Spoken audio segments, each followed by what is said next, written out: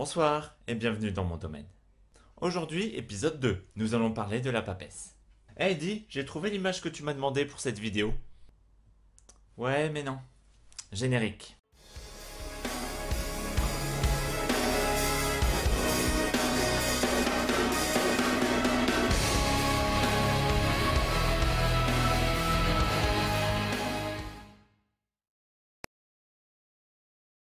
Ah, la papesse. Ou plus exactement la grande prêtresse.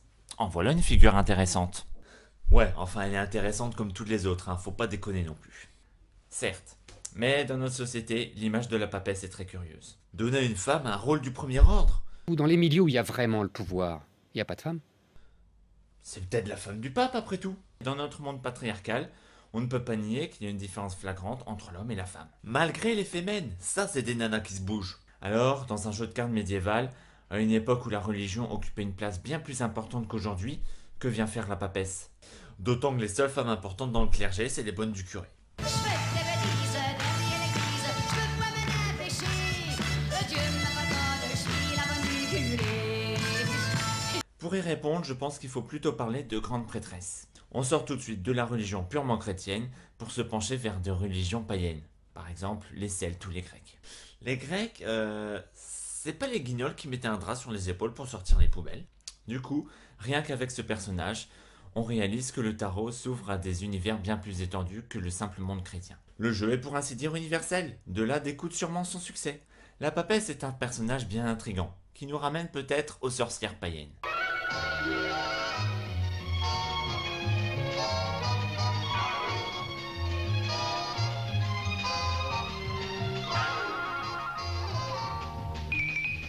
Ah ouais, les femmes qu'on faisait cramer sur un bûcher quoi. Je me rappelle d'avoir été à une incinération comme ça. Qu'est-ce qu'on s'est marré! Elles avaient un rôle de gardienne du temple et de protectrice du culte. Pour que vous puissiez vous faire une meilleure idée, interrogeons la Pythie en Grèce. La Pythie était à l'origine sélectionnée parmi les plus jeunes et les plus chastes femmes de la ville de Delphes. Elles étaient ensuite élevées par les prêtres et leur rôle était de prodiguer les oracles dans le temple d'Apollon. Pour ce faire, elles s'installaient au sous-sol juste au-dessus d'une crevasse volcanique. Ils n'avaient pas besoin de cartes à l'époque. Elles respiraient les vapeurs de soufre, entraient en transe et prophétisaient l'avenir.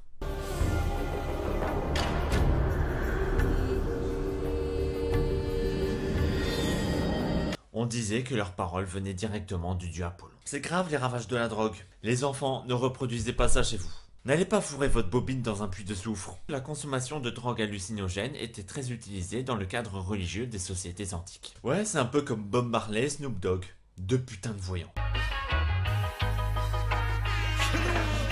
Avec l'avènement du christianisme, toutes ces mauvaises habitudes ont été oubliées. Et le Christ qui marche sur l'eau, c'est pas une alu ça sans doute? La femme n'a plus jamais occupé de poste aussi haut placé dans la hiérarchie religieuse. Elles étaient considérées comme impures, sans âme et source de péché. Oui, je veux bien pécher avec elle, moi.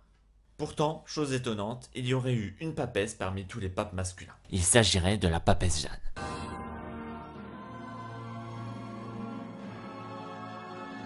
Elle aurait régné entre 853 et 855.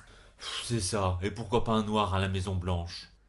Un dénommé Jean Langlais aurait réussi à se hisser au plus haut poste de la hiérarchie catholique. Par la volonté de Dieu, vous venez d'être choisi comme nouveau pape. Et pourtant, il lui manquait les attributs essentiels. Les couilles! Tout allait bien dans le meilleur des mondes chrétiens, mais la papesse a eu la mauvaise idée de révéler son identité. Elle s'est faite engrosser et elle a accouché en pleine procession. Ah, elle avait pas oublié d'être conne celle-là. Et la pilule, la capote ou le stérilet, elle connaissait pas sans doute? Je lui conseille choisir sa contraception.fr. Franchement, si c'est pour multiplier les bourdes comme ça, je préfère avoir des mecs. Hein. Eux au moins, ils savent retenir leur pétard quand l'envie leur prend. Pour être sûr qu'une telle aventure ne se reproduise pas, le clergé a décidé de mettre en place une nouvelle tradition. Une fois élu, le nouveau pape devait s'asseoir sur une chaise percée pendant qu'un cardinal allait pour vérifier la présence de valseuses. Passer la main, oui, mais c'était interdit de lécher. Oh, go on. The suspense is killing him.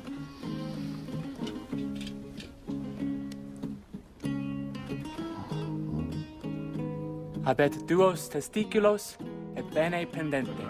Je vais peut-être me présenter aux prochaines élections papales, moi. Qu'est-ce qu'il faut faire? Faut signer un papier, un machin? La tradition a perduré plusieurs siècles.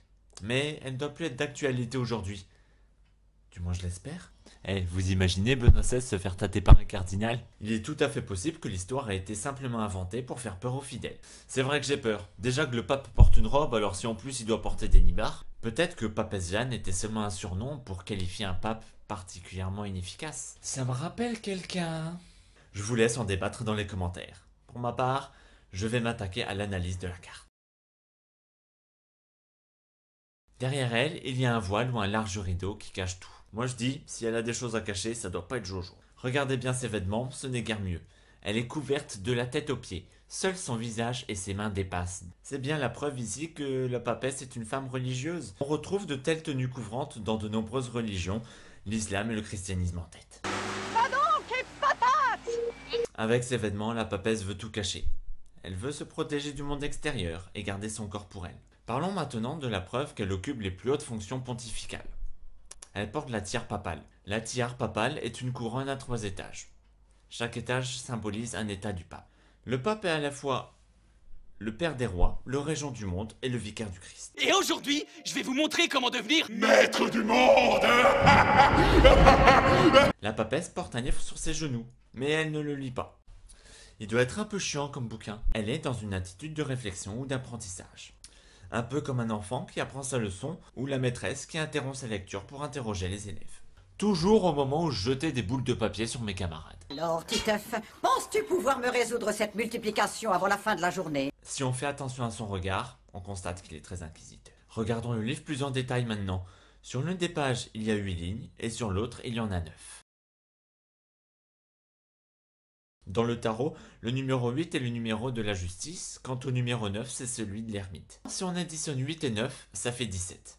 17 correspondant à l'étoile. Waouh, mais t'es fort en maths. On parlera de ces cartes en temps voulu. Ah, le spoiler, je voulais pas savoir. Pour vous faire comprendre à quel point le tarot est plein de mystères, on va rechercher les indices cachés. Quand vous regardez la papesse, est-ce qu'il y a quelque chose qui vous choque? Bah si, une femme pape, c'est pas possible. Regardez-la bien. Eh oui. J'avais pas précisé que la vidéo était interdite aux moins de 18 ans?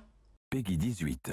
Qu'est-ce que ce phallus peut bien symboliser? S'agit-il d'un fantasme caché de la religieuse? Est-ce que ça signifie qu'elle occupe une place d'homme jusqu'à emporter de l'attribut autour du cou? Ou alors il peut s'agir d'une femme castratrice.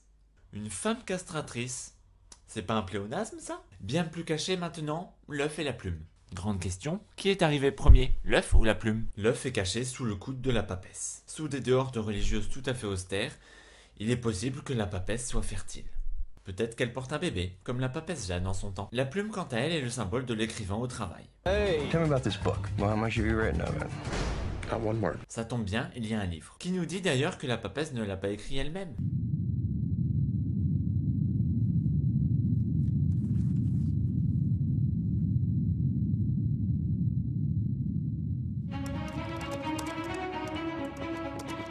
Peut-être est-ce qu'elle édicte des règles, comme une abbesse édicte des lois dans son couvent.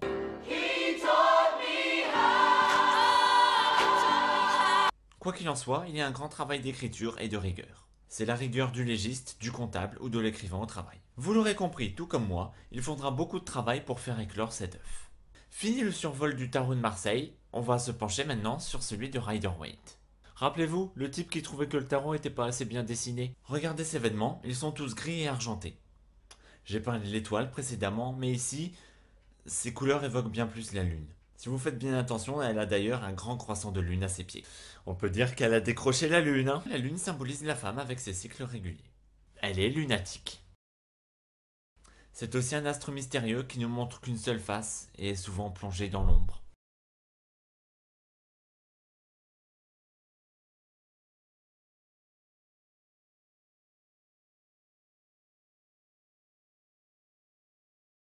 La prêtresse de Rider-Waite porte un parchemin sur lequel sont écrites les 4 lettres T-O-R-A. La Torah en hébreu, c'est le livre des règles religieuses. Mais ces 4 lettres peuvent aussi désigner l'anagramme de tarot. Pour ce qui est des lettres B et J gravées sur les colonnes de la papesse, c'est un grand mystère que je n'ai pas encore résolu. Et ça se dit expert du tarot. Ça se dit le tarologue. Bravo monsieur. Terminons avec le voile qu'il y a derrière la papesse. De nombreuses grenades sont brodées dessus. La grenade, c'est le symbole de la fécondité par excellence. Le fruit a une couleur rouge et des graines très nombreuses. La papesse nous cache évidemment sa capacité à donner la vie. Maintenant, on va voir ce que la papesse veut vous dire si vous tombez dessus dans un tirage. La papesse vous met en garde contre des propositions trop alléchantes. Soyez sur vos gardes et tentez de clarifier au maximum tout ce qui peut l'être dans votre vie. Il ne sert à rien de se lancer à corps perdu dans une action. Il est nécessaire de prendre le temps de la réflexion.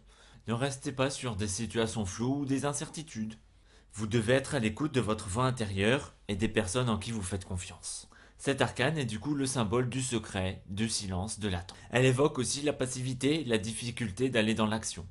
En péjoratif, cette femme peut être manipulatrice et intrigante. De l'extérieur, on l'aperçoit comme étant renfermée, secrète, mystérieuse, timide, voire hautaine. Cet arcane est le symbole de l'intuition, de l'inspiration, mais aussi de la fécondité. Dans le domaine de l'argent, la carte indique la prudence, mais aussi la peur d'une chute économique. Elle est aussi symbole d'incapacité à gérer les biens matériels. Il y a certes un développement possible, mais ça ne se fera que par le travail personnel. Dans le travail, la persévérance est le meilleur atout pour une réussite professionnelle. Il faudra certainement travailler dur et faire beaucoup d'efforts intellectuels. Malgré tout, il y aura des blocages dans le travail. Vous aurez du mal à mener vos projets. Pour ce qui est de la santé, vous manquez d'énergie, vous êtes irritable. La surveillance gynécologique n'est pas à exclure. Enfin, je ne peux que vous conseiller la relaxation et la méditation. Pour ce qui est de l'amour, vous doutez. Peut-être est-ce que vous éprouvez de la nostalgie, à moins que votre couple se base sur des cachotteries. Plus positivement, l'union peut être sereine aussi. Vous êtes en relation avec une personne qui vous apporte sagesse et clairvoyance. Et voilà, maintenant vous savez tout ce qu'il faut savoir sur la carte de la papesse. Merci à tous ceux qui ont vu les épisodes précédents, merci à ceux qui regardent celui-ci actuellement. Petite nouveauté, j'ai maintenant un compte Facebook. Si vous voulez me suivre, si vous voulez connaître ce que j'y publie, n'hésitez pas à cliquer et à vous abonner. Je vous dis à la prochaine fois pour la prochaine carte. Salut!